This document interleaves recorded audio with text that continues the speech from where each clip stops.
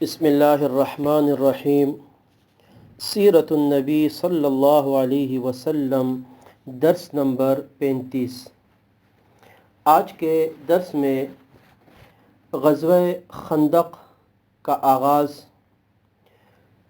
یہود کی سازشیں، خندق کی کھدائی اور حضرت جابر رضی اللہ تعالی عنہ کی دعوت کا ذکر ہے۔ غزوہ خندق رسول اللہ صلی اللہ علیہ وسلم کے غزوات میں سے ایک بڑا غزوہ ہے جو شوال سن 5 ہجری میں پیش آیا۔ احد کی لڑائی کے بعد، بدر اور احد کے بعد کچھ عرصے کے لیے جزیرۃ العرب میں سکون چھا گیا۔ دونوں طرف سے مسلمان بھی تھے اور مشرکین بھی، دونوں طرف سے کوئی جنگ نہیں ہو رہی تھی، سکون تھا۔ 1 سال گزر گیا، لیکن یہود جو اپنی خباثتوں میں، سازشوں میں مشہور ہیں، انہوں نے جب خیبر منتقل ہو گئے تھے، رسول اللہ صلی اللہ علیہ وسلم نے 2 قبیلوں کو مدینے سے نکال دیا تھا، ایک بنو قینقاع اور ایک بنو نذیر۔ تو پہلے تو وہ اس انتظار میں تھے کہ مسلمانوں اور مشرکین کے درمیان جو فوجی جنگیں ہو رہی ہیں تو اس کا نتیجہ شاید یہی نکلے کہ مسلمان ختم ہو جائے۔ لیکن جب حالات مسلمانوں کے حق میں سازگار ہونے لگے تو دوبارہ نئے سرے سے انہوں نے سازشیں شروع کر دی اور مسلمانوں کے خلاف ایک زبردست قسم کی سازش تیار کرنے لگے۔ اس کی تفصیل یہ ہے، جو یہود کی سازش ہے، کہ بنو نذیر کے سردار مکے کے قریش کے پاس گئے اور انہیں رسول اللہ صلی اللہ علیہ وسلم کے خلاف جنگ کے لیے آمادہ کیا اور اپنی مدد کا یقین دلایا کہ ہم تمہارے ساتھ ہیں۔ قریش نے ان کی بات مان لی۔ اس کے بعد یہود کا یہ وفد بنو غطفان کے پاس گیا اور قریش کی طرح انہیں بھی آمادہ جنگ کیا اور ان سے بھی کہا کہ قریش مکے والے بھی تیار ہیں، تم بھی تیاری کرو۔ چنانچہ اپنی اس سازش کے ذریعے سے انہوں نے مسلمانوں کے خلاف مختلف گروہوں کو جمع کر کے ایک بہت بڑے لشکر کو تیار کر دیا اور ایک اندازے کے مطابق تقریباً 10,000 کا لشکر جو ہے انہوں نے تیار کیا کہ جو مدینے کی کل آبادی، بچے، بوڑھے، جوان، عورتیں، سب کو جمع کر دیا، ان سے بھی زیادہ۔ اور یہ ٹھاٹے مارتا وہ سمندر مدینہ پر حملے کے لیے تیاری کرنے لگا۔ نبی اکرم صلی اللہ علیہ وسلم کے جو مخبرین تھے ان کو خبر ہوئی، فوراً جا کے رسول اللہ صلی اللہ علیہ وسلم کو اس کی اطلاع دی کہ اس طرح تیاریاں چل رہی ہیں۔ نبی اکرم صلی اللہ علیہ وسلم نے صحابہ کرام کی میٹنگ بلائی مجلس میں اور ان سے مشورہ طلب کیا کہ اس طریقے سے وہ مدینے پر حملہ کرنے کی تیاری کر رہے ہیں اور تمام گروہ اکٹھے ہو چکے ہیں اور یہود بھی ساتھ میں ملے ہوئے۔ حضرت سلمان فارسی رضی اللہ تعالی عنہ نے مشورہ دیا کہ ہمارے ہاں فارس میں جب اس طرح کوئی دشمن حملہ آور ہوتا ہے تو اس کا ایک صورت یہ بھی ہوتی ہے کہ ہم اپنے علاقے کے گرد خندق کھود دیتے ہیں اور وہ آ ہی نہیں سکتا۔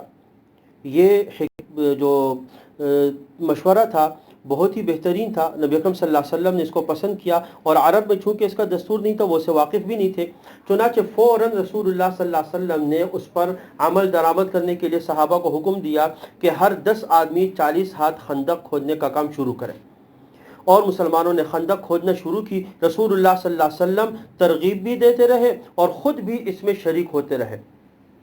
سیرت کی کتابوں میں لکھا ہے کہ یہ جو خندق کھودی جا رہی تھی یہ تقریباً چوڑائی میں 9 ہاتھ سے زائد تھی کہ ایک طرف سے دوسری طرف 9 ہاتھ 10 ہاتھ کے قریب اتنی تھی، اور گہرائی اس کی تقریباً 7 یا 8 ہاتھ تھی کہ جس کو آدمی آرام سے پار نہ کر سکے، اور ایک طویل جگہ تھی کہ جو دی گئی اور اس کے اوپر یہ کام شروع ہوا۔ نبی اکرم صلی اللہ علیہ وسلم یہ کھدائی کر رہے تھے اور آپ استثناء میں یہ فرماتے تھے، اللہم لا عیش الا عیش الآخرہ فاغفر للمہاجرین والانصار، اے اللہ زندگی تو بس آخرت کی زندگی ہے، آپ مہاجرین اور انصار کی بخشش کر دیں، ان کو بخش دیں۔ ایک دوسرے الفاظ وہ بھی آتے ہیں، اللہم لا عیش الا عیش الآخرہ فاغفر للانصار والمہاجرہ۔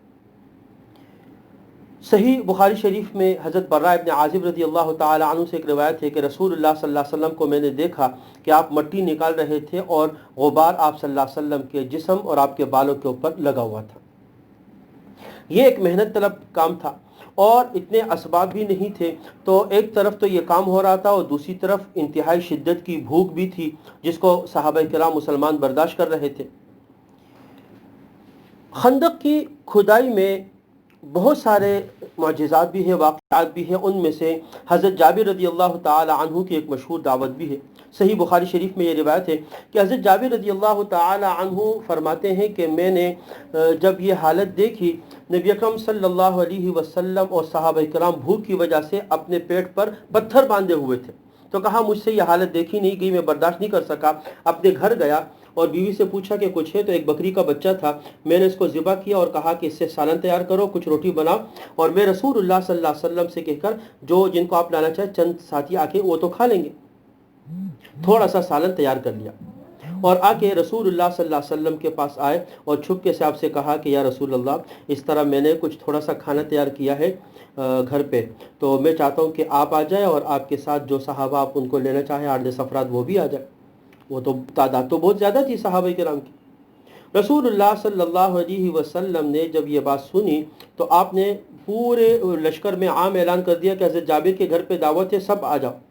حضرت جابر رضی اللہ تعالیٰ فرماتے کہ جب میں نے یہ سنا تو میرے پاؤں کے نیچے سے تو زمین نکل گئی کہ وہ تو تھوڑا سا ہے، ایک چھوٹا سا بکری کا بچہ ہے اور یہ تمام صحابہ آ رہے، یہ کیا ہوگا؟ رسول اللہ صلی اللہ علیہ وسلم نے حضرت جابر کی پریشانی دیکھی، فرمایا جابر فکر مت کرو، تم گھر جاؤ اور ابھی سالن مت نکالنا، برتن میں رہنے دینا، میں خود آ کے اس کو نکالنا شروع کروں گا۔ چنانچہ رسول اللہ صلی اللہ علیہ وسلم آئے اور آپ نے اپنے دست مبارک سے سالن نکالنا شروع کیا۔ صحابہ کرام کی ٹولیاں آتی تھی، 10-10 12-12 وہ کھا کے نکلتے تھے۔ پورے لشکر نے کھانا کھا لیا اور کھانا اسی طرح موجود تھا۔ یہ آپ صلی اللہ علیہ وسلم کے معجزات میں سے ایک عظیم معجزہ ہے جو اس موقع پر غزوہ خندق کے موقع پر پیش آیا۔